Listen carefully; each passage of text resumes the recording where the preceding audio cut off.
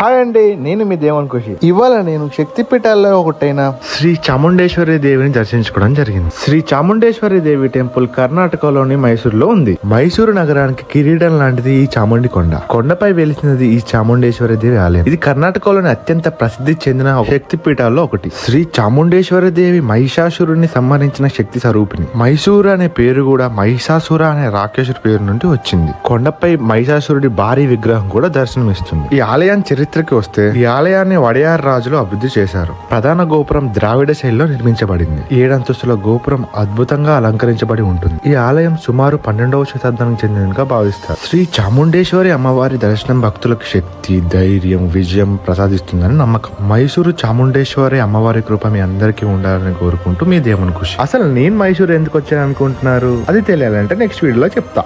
Thank you for watching. Like, share and subscribe my YouTube channel.